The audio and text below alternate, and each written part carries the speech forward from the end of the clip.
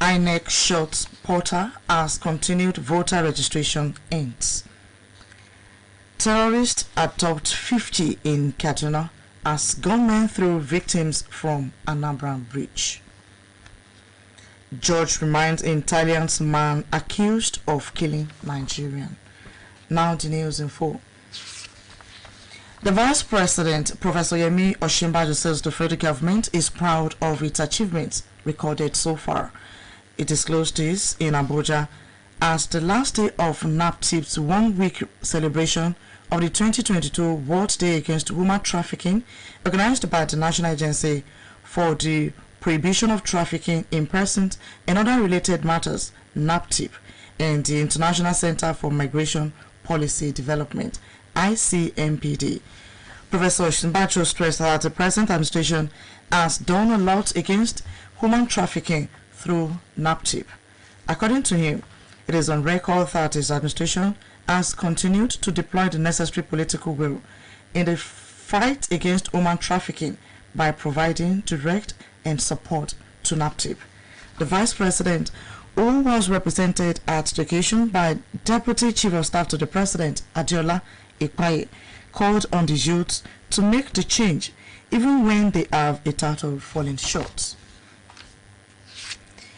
The Independent National Electoral Commission INEC has officially shut down the online portal for the Continuous Voter Registration CVR exercise. A check by the nation showed that the registration portal is no longer responding, and notice on the website indicates that the CVR exercise has been suspended, while access to login to check the status of completed applications will soon be restored. It would be recalled that the INEC had pegged the deadline for the exercise 31st of last month after an extension of the first deadline of June 30. The Commission's last update on the registration exercise on Monday 25th of last month indicated 11 million Nigerians have so far registered. In the meantime, Chairman Osun Independent Electoral Commission (OSEC) Otumba Segun Oladiton has described as baseless and unfounded the rumor making the rounds that the local government election in the state has been slated for 24th of October this year. A statement personality signed by the OSEC chairman says the only recognized body to announce the date for the local government election is the state electoral body. Hence, any date coming from any other source aside OSEC should be disregarded by members of the public. However, Otumba Segun Oladiton disclosed that at the appropriate time, the Commission will come out with the election guidelines to put a stop to the unnecessary rumors being peddled around. The statement therefore expresses the commitment of OSEC to conduct a credible and acceptable local government election in the state when it is time. Angry protesters reportedly blocked the ever-busy Benin-Sapele Road over the deteriorated state of the highway. It was gathered that the blockade resulted in severe gridlock, particularly around the entrance and exit point of Sapele Metropolis off the highway. Consequently, many commuters were stranded just as socio-economic activities along the road were crippled as the protesters, mainly youths, showcased their grievances over the deplorable condition of the road. The protesters, who claimed to ply the road on a regular basis, vowed to remain adamant until the authorities showed commitment to fix the failed portions of the road. The federal government, Federal Director of Highways in the affected area, could not be reached as at the time of filing this report, just as the Public Police Relations Officers of Delta State Command, DSP Bright Aidafe, had not reacted to the incident. This is the news at dawn. Coming to you from Osun State Broadcasting Corporation, Ile-Awiye Okebaile Shogbo, Voice of the West. Now, a mid-news message.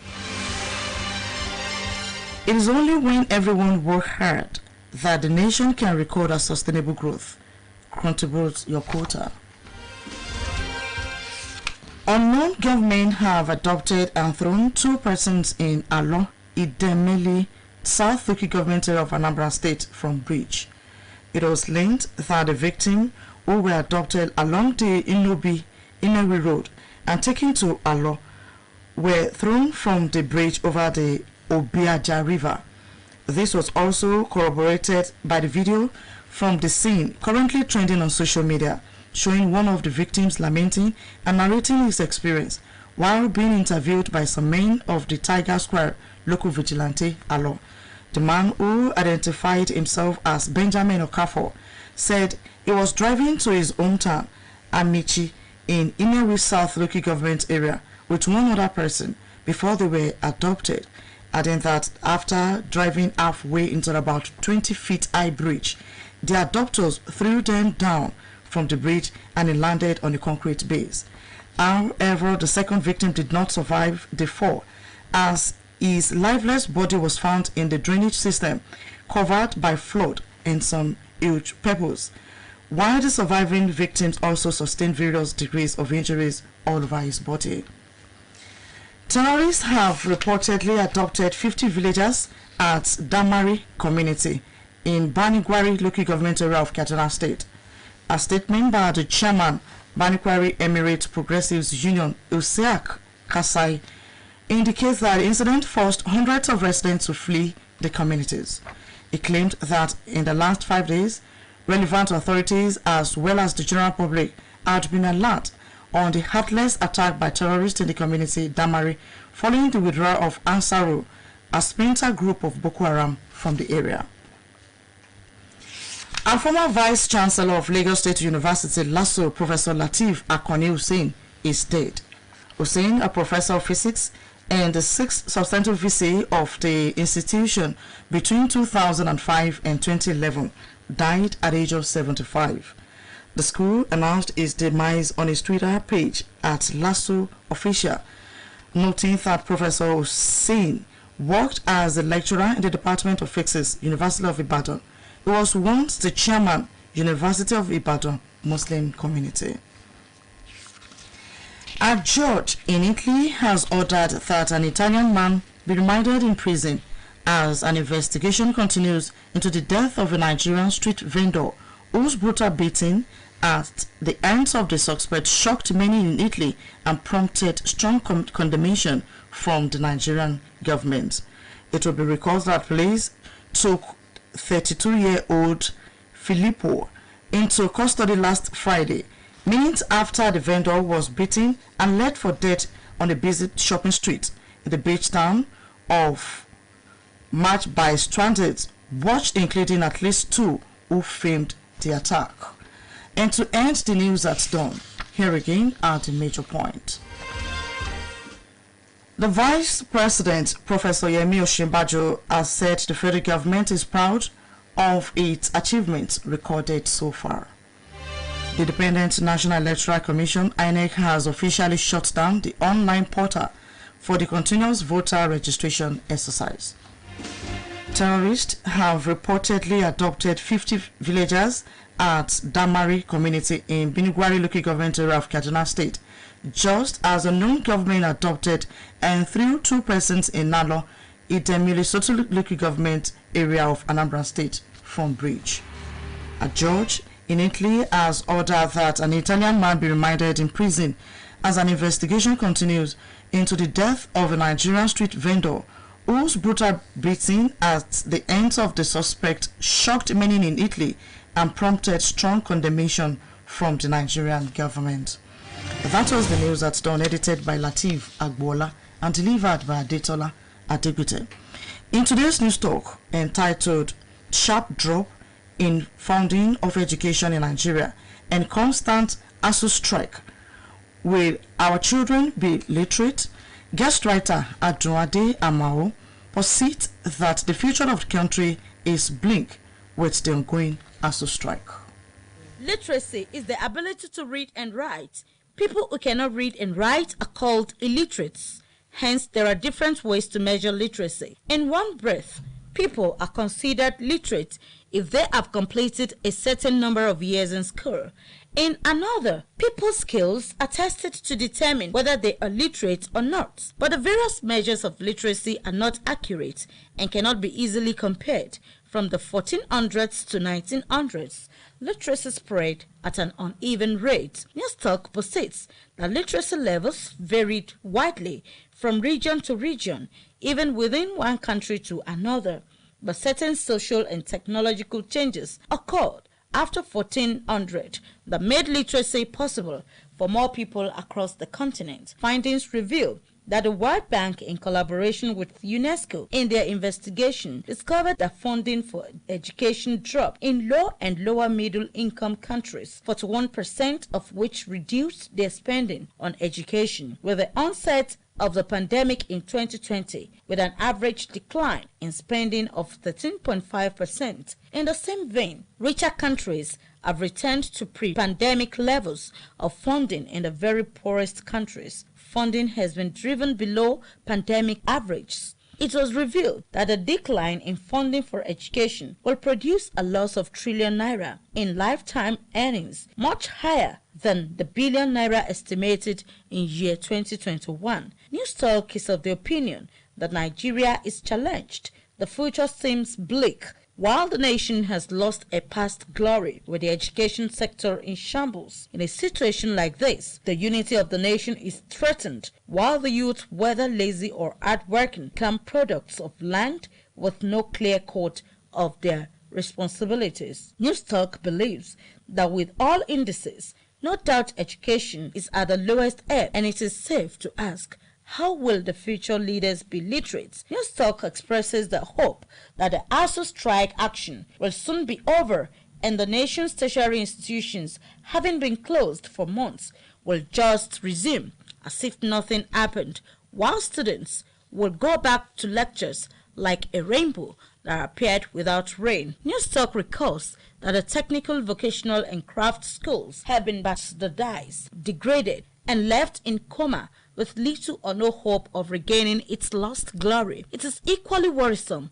Number of school dropouts at levels of government feign ignorance as the number of school-age children that are not in school. To make the matter worse, stakeholders in the education sector are ignorant, and the rates at which some of the country's institutions produce pirated literate and unproductive literate earn in many cases full illiterates. Newstalk posits that the future of the country will remain bleak. A nation where anything goes. Will this be the last of ASU strike? With 4 weeks added to 5 months only, time will tell.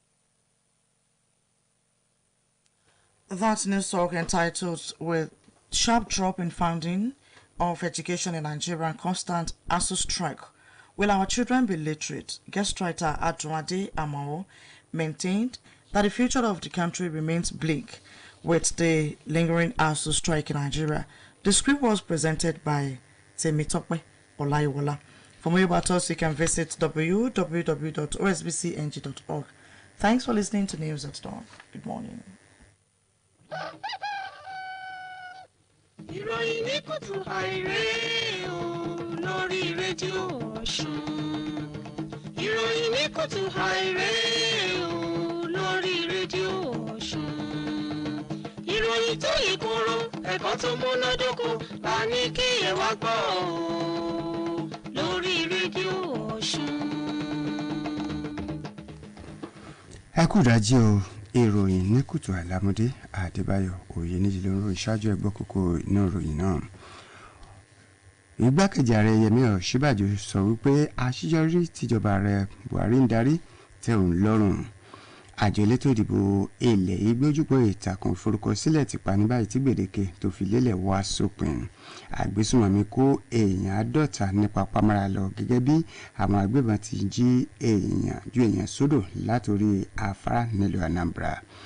Adájọ́ pàṣẹ kí wọ́n ti ọmọ orílẹ̀-èdè Italy tí wọ́n fẹ̀sùn kàn pé ó ṣekú pa ọmọ orílẹ̀-èdè Nàìjíríà mọ́lé sọ́gbà ẹ̀wọ̀n. Ìròyìn ọ̀rẹ́ lẹ́kùnrẹ́rẹ́. Igbákejì ààrẹ orílẹ̀-èdè yìí ọ̀jọ̀gbọ́n Yẹmí Ọ̀ṣínbàjò sọ pé ó ń ṣe ìfọwọ́sọ̀yà pé ìjọba tó wà lóde lórílẹ̀-èdè yìí ti lákọsílẹ̀ àṣeyọrí púpọ̀. Ọ̀ṣínbàjò ló fi léyìí léde nílùú Àbújá lákòókò àjọ tó gbẹ̀yìn ayé àgbáyé ọ̀sẹ̀ kan àjọ tó ń gbógun ti ìlòkulò ọmọ lórílẹ̀‐èdè yìí èyí tí àjọ naptip ṣàgbékalẹ̀ pẹ̀lú àjọṣepọ̀ ibùdó tó ń bójútó bí àwọn èèyàn ti wọlé àti jáde lórílẹ̀‐èdè yìí. Lákòókò náà ni ọ̀jọ̀gbọ́n Ọ̀ṣínbàjò sọ di mímọ̀ pé ìjọba tó wà lóde lórílẹ̀‐èdè yìí lọ́wọ́lọ́wọ́ ti ṣe takuntakun lójúnà àti má fààyè gba kíkó àwọn èèyàn sọdá sókè òkun lọ́nà àìtọ́ pẹ̀lú àlàyé pé ó wà lákọọ́lẹ̀ pé gbogbo ohun tó wà níkàáwọ́ orílẹ̀-èdè yìí ló ń lò láti má fààyè gba àwọn oníṣòwò tó ń kó àwọn ọmọ orílẹ̀-èdè yìí sọdá sílẹ̀ òkèrè fún ìṣekúṣe. Àjọ elétò ìdìbò orílẹ̀-èdè yìí INEC ti gbé ojúpọ̀ ìtàkùn ìforúkọsílẹ̀ olùdìbò ti pa báyìí. Àbẹ̀wò sójúpọ̀ ìtàkùn náà ló ṣàfihàn pé àjọ ń ti gbégi dí èyí tó ṣàfihàn pé àsọ̀rọ̀ ti bá ètò náà tí ò sì ní pẹ́ sí ojúpọ̀ tí àwọn tó bá ti parí ètò ìforúkọsílẹ̀ wọn yóò fi láǹfààní àti yẹ ibi tí àjọ náà ṣẹ́dẹ̀ lórí fọ́ọ̀mù wọn. Ẹ rántí pé lọ́jọ́ 29 oṣù tó kọjá ní àjọ elétò ìdìbò ilẹ̀ ìgbégidí ojúpọ̀ àjọ náà látàrí bó ti fi oṣù kan kún àkókò ìforúkọsílẹ̀ tó yẹ kó wá sópin lọ́gbọ̀njọ́ oṣù kẹfà, èyí tó ṣàfihàn pé mílíọ̀nù lọ́nà 11 ọmọ orílẹ̀-èdè yìí ló ti forúkọ sílẹ̀ lákòókò náà.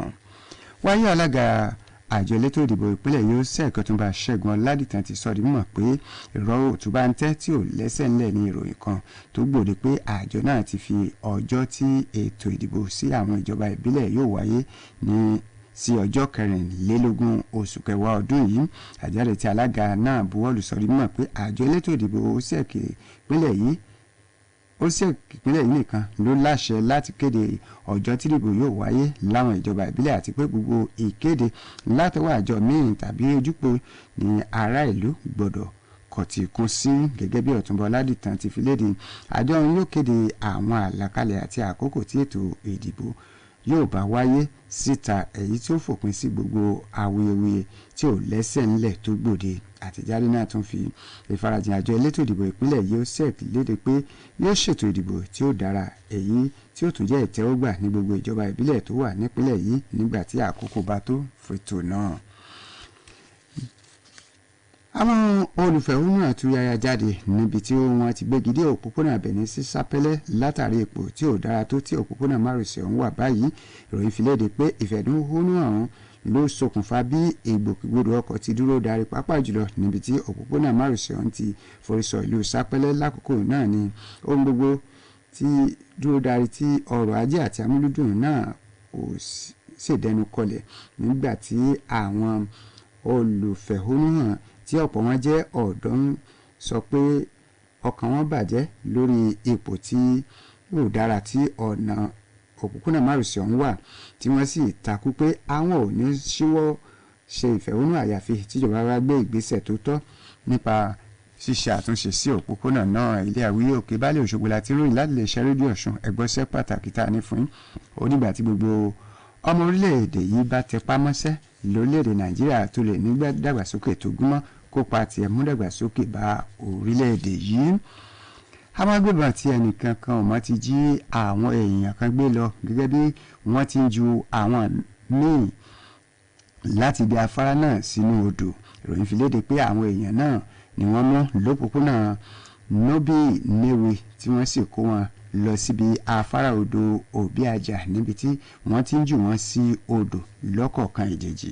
Ẹnìkan torí kó yọ ló ṣàlàyé bí òun ti wakọ̀ lójú òpópónà Àmẹ́ṣe níjọba ìbílẹ̀ gúúsù Newe pẹ̀lú ẹnìkan tí wọ́n jọ ń lọ kó tó di pé àwọn gidi kan ń kó ọ̀hún gbégidí náà tí wọ́n sì kó wọn ní papámọ́ra, èyí tó mú kí wọ́n kó wọn lọ sórí afárá náà níbi tí wọ́n ti ń jù wọ́n sínú odò, ṣùgbọ́n tí ẹnìkejì rẹ̀ kò rúlà nítorí bó ti fara ṣìṣe púpọ̀. Èyí tí alukoro iléeṣẹ́ ọlọ́pàá ìpínlẹ̀ náà Tọ́chukwu Èkéǹgà sì ti fìdí ìṣẹ̀lẹ̀ náà múlẹ̀ pé òtítọ́ ni. Wọ́n yọ àwọn agbésùnmọ̀mí níròyìn fi léde pé wọ́n kó 50 lọ lára èèyàn abúlé Damari níjọba ìbílẹ̀ Beringwari ìpínlẹ̀ Kaduna. Àjáde tí alága ẹgbẹ́ ìtẹ̀síwájú Beniguari fi léde sọ di mímọ̀ pé ìṣẹ̀lẹ̀ náà ti ṣe okùnfà bí ọ̀gọ̀rọ̀ àwọn èèyàn abúlé ọ̀hún ti fa kẹtẹ bá tí wọ́n sì ti fi agbègbè náà sílẹ̀. Ó sọ wípé láti nǹkan bí ọjọ́ 5 ni àwọn èèyàn abúlé ọ̀hún ti ń gbé ní inú fún àyàfu látàrí bí ikọ̀ ọ̀hún ti ṣèlérí láti jí wọn gbé lọ, èyí tó ṣokùnfà bí ikọ̀ agbésùnmọ̀mí tó ń sọ̀rọ̀ lágbègbè Ansaru tó jẹ́ ara ẹ̀ka kan ẹgbẹ́ búburú náà ti yọwọ́ yọsẹ̀ kúrò lágbègbè náà, èyí tó mú kí àwọn agbésùnmọ̀mí ọ̀hún gbé àwọn 50 èèyàn lọ tẹ̀fẹ́tẹ̀fẹ́. Ọ̀gá àgbà ilé ẹ̀kọ́ fásitì ìpínlẹ̀ Èkó nígbà kan LASU ọ̀jọ̀gbọ́n Lateef Akànní Hussein ti dágbére fáyé lẹ́ni ọdún 75. Ọ̀jọ̀gbọ́n Hussein tó jẹ́ onímọ̀ ẹ̀kọ́ physics ló jẹ́ ọ̀gá àgbà ilé ẹ̀kọ́ LASU ẹlẹ́ẹ̀kẹfà láàrin ọdún 2005 sí 2011. Ilé ẹ̀kọ́ ọ̀hún ló kéde ìpapòdà ẹni wọn ọ̀hún lójúpọ̀ ìtàkùn Twitter ilé ẹ̀kọ́ náà pẹ̀lú àfikún pé ọ̀jọ̀gbọ́n Hussein ló ṣiṣẹ́ olùkọ́ni ní ẹ̀ka ìmọ̀ physics nílé ẹ̀kọ́ gíga fásitì ìlú Ìbàdàn níbi tó ti fi ìgbà kan jẹ́ alága àjọ mùsùlùmí ilé ẹ̀kọ́ gíga náà nígbà tó wà lẹ́nu iṣẹ́ ọba. Wáyé adájọ́ ilé ẹjọ́ kan lórílẹ̀‐èdè Italy Claudio Bonifazi ti pàṣẹ kí wọ́n fi ọmọ orílẹ̀‐èdè náà kan sí àtìmọ́lé lọ́gbà ẹ̀wọ̀n nígbà tí ìwádìí lórí bí afurasí náà ti ṣekú pa ọmọ orílẹ̀‐èdè Nàìjíríà Aleka Ogochukwu, èyí tí ọ̀pọ̀ ọmọ orílẹ̀‐èdè Italy pàápàá fẹ̀dùn ọkàn wọn hàn sí tíjọba orílẹ̀‐èdè Nàìjíríà sì ti kọ̀rọ̀jú sí lọ́pọ̀lọpọ̀. Adájọ́ Boniface tó gbẹ́jọ́ ẹ̀sùn tí wọ́n fi kan olùjẹ́jọ́ náà Filippo Claudio ẹni ọdún 22 tó sì pàṣẹ kí wọ́n fi sí àhámọ́ lẹ́yìn àkókò díẹ̀ tó ṣekú pa ọmọ ilẹ̀ yìí ọ̀hún tó sì fi òkú rẹ̀ sílẹ̀ ní iwájú ìtajà ìgbàlódé gbajúgbajà níbi tí àwọn èèyàn ti ń ya àwòrán rẹ̀. Fọ́nrán àwòrán tó ti gba ojúpọ̀ ìtàkùn níbi tí afurasí náà ti jókòó lé Ogochukwu lẹ́yìn tó ti ṣe léṣe púpọ̀. Bákan náà ni agbẹjọ́rò mọ̀lẹ́bí Ogochukwu sọ pé òpó olóògbé rọ ilé ẹjọ́ kí wọ́n fún un láàyè láti fojú ṣe mẹ́rin ọ̀gbẹ́ni tó ṣekú pa ọkọ rẹ̀ kí òun bá lè béèrè ìdí pàtàkì tó fi dẹ́mi ẹ̀ légbodò. Ká tó mọ́ròyìn ní kùtù àìtòní wá sí ìdánidúró kókó amẹ́nubà rẹ̀ lẹ́ẹ̀kan sí i. Igbákejì ààrẹ ilẹ̀ yìí ọ̀jọ̀gbọ́n Yẹmí Ọ̀ṣínbàjò sọ pé àṣeyọrí tíjọba ààrẹ Muhammadu Buhari ń darí ló ti pọ̀ púpọ̀, èyí tó tẹ́ òun lọ́rùn. Àjọ elétò ìdìbò ilẹ̀ yìí gbé ojúpọ̀ ìtàkùn ìforúkọsílẹ̀ ti pa ní báyìí tí gbèdéke ọjọ́ 21 oṣù keje tó fi lélẹ̀ wá sópin. Agbésùnmọ̀mí kó èèyàn 50 ní Papamọ́ra lọ gẹ́gẹ́ bí àwọn agbébọn ti ń ju àwọn èèyàn sóró látòrí afárá nílùú Anambra. Adájọ́ pàṣẹ kí wọ́n tú ti ọmọ orílẹ̀-èdè Italy tí wọ́n fẹ̀sùn kàn pé ó ṣekú pa ọmọ orílẹ̀-èdè Nàìjíríà mọ́lé sọ́gbà ẹ̀wọ̀n. Èyí ló pinnu ní kùtù àìtòrọ̀ yìí láti fàgbọ́lá lólóòtú Adébáyọ̀ yìí ní ìlú wá sí tiwọ́yìn eré tó wà tó ní tí àgbà ọjà àdùnmádé àmọ́ ọkọ̀ lógójú wo bẹ́ẹ̀ náà sí àwọn fásitì ilẹ̀ yìí ti dínkù jọjọ àti gbọmọgbọmọ ìdásílẹ̀ ẹgbẹ́ olùkọ́ ASUU tí ọ̀pọ̀ sọ pé sáwọn ọmọ ilẹ̀ yìí yóò sì rí ẹ̀kọ́ tó péye gbà mọ́ èyí tó ń kọni lóminú lórí ètò ẹ̀kọ́ àwọn ọ̀dọ́ orílẹ̀-èdè yẹn jágbọ́. Bí a bá sọ nípa ẹ̀kọ́ ìwé, à ń sọ nípa mímọ̀ ọkọ àti mímọ̀ ọkà. Oríṣiríṣi ọ̀nà la sì ń gbà láti ṣe ìgbéléwọ̀n ẹ̀kọ́ ìwé. Àwọn kan máa fi ọdún tí ènìyàn lò ní ilé ẹ̀kọ́ láti ṣe òdiwọ̀n mọ̀ọ́kọ mọ̀ọ́kà, nígbà tí àwọn kan máa wo ọgbọ́n àtinúdá láti ṣe ìgbéléwọ̀n bí ènìyàn ṣe ní ẹ̀kọ́ ìwé sí i. Ṣùgbọ́n oríṣiríṣi ọ̀nà la lè gbà láti ṣe òdiwọ̀n mọ̀ọ́kọ mọ̀ọ́kà láyé òde òní. Láti ọ̀pọ̀lọpọ̀ ọdún sẹ́yìn ni ẹ̀kọ́ ìwé kíkọ́ ti bẹ̀rẹ̀. Bẹ́ẹ̀ ló tún jẹ́ wípé nínú orílẹ̀-èdè kan iye àwọn ènìyàn tí wọ́n ní ẹ̀kọ́ mímọ̀ ọkọ àti mímọ̀ ọkà wọ́n máa ń pọ̀ yàtọ̀ láti ìletò kan sí ìletò míì. Gẹ́gẹ́ bí ìwádìí kan ṣe ṣe lálàyé, Báǹkì Àgbáyé pẹ̀lú ìfọwọ́sowọ́pọ̀ àjọ UNESCO ó ti sọ wípé ọ̀pọ̀lọpọ̀ orílẹ̀-èdè ni wọn ò ṣe ìdókòwò ṣẹ́ka ètò ẹ̀kọ́ mọ́, pàápàá jùlọ láti ọdún 2020 eléyìí tí àrùn àjàkálẹ̀ COVID-19 ti ṣẹyọ. Ìdá 13.5 àwọn orílẹ̀-èdè wọ̀nyí ní wọn ò dókòwò ságbọn ètò ẹ̀kọ́ bíi ti tẹ́lẹ̀ rí, ṣùgbọ́n àwọn orílẹ̀-èdè èyí tí ètò ọrọ̀ ajé wọn rú gọ́gọ́ wọ́n ti padà sí nínú owó tó tó owó ṣẹ́ka ètò ẹ̀kọ́. Dídín iye tí ìjọba ń ná lórí ètò ẹ̀kọ́ kù ó lè mú ìpalára tó pọ̀ bá orílẹ̀-èdè yìí nígbà tá a bá fi rí òpin ọdún 2022 èrò ti wá gbà wípé pẹ̀lú ogunlọ́gọ̀ àwọn ìṣòro eléyìí tó ń kojú ilẹ̀ yìí ẹ̀kọ́ jẹ́ ọ̀kan lára àwọn ọ̀nà àbáyọ àwọn ọ̀dọ́ ilẹ̀ yìí yálà wọ́n jẹ́ onímẹ̀lẹ́ tàbí bẹ́ẹ̀ kọ́ wọ́n jẹ́ èso orílẹ̀-èdè èyí tí kò mójúṣe rẹ̀ ètò ẹ̀kọ́ ti fẹ̀gbẹ́ wọ́n gànà ìbéèrè tó wá yẹ láti máa béèrè ní wípé ǹjẹ́ àwọn ọmọ wa yóò láǹfààní sí ẹ̀kọ́ èyí tó yè koro bí oṣù bíi 6 sẹ́yìn ní ẹgbẹ́ ASUU ti gùn lé ìyanṣẹ́lódì bí wọ́n bá sì wọ́gi lé ìyanṣẹ́lódì ọ̀hún tán àwọn akẹ́kọ̀ọ́ á tún padà sẹ́nu iṣẹ́ bí ìgbà wípé kò sí ohun tó ṣẹlẹ̀ rí ni èrò tí wàá mú wá sí ìrántí wípé àwọn ilé ẹ̀kọ́ tí wọ́n ń kọ́ nípa ìmọ̀ iṣẹ́ ọwọ́ ní ìjọba ò náání mọ́ tí wọ́n sì ti tì pa tí ò sì sí ìrètí fún ọ̀pọ̀ nínú wọn mọ́dò ní gbogbo ìgbà láàfin. ẹ̀rọ tí wàá tẹ́gbọ́ tó ń lọ ṣàtúpalẹ̀ bíjọba ò ti náwó pọ̀ ṣẹ́ka ètò ẹ̀kọ́ ilẹ̀ yìí déédéé mọ́ pẹ̀lú bí àwọn olùkọ́ fásitì ọ̀hún náà kò ti kọ̀ tí wọ́n sẹ́rí wálé lóko ìyanṣẹ́lódì ìyá ti nǹkan oṣù márùn-ún sẹ́yìn agbọ̀jẹ̀ akínadé àmọ́ ló bẹ̀rù gé lọ́wọ́ Olúwafẹ́mi Kúṣìmọ̀ lótú tó sì ká lédè Yorùbá mú kí ẹ̀kọ́ ajíòde.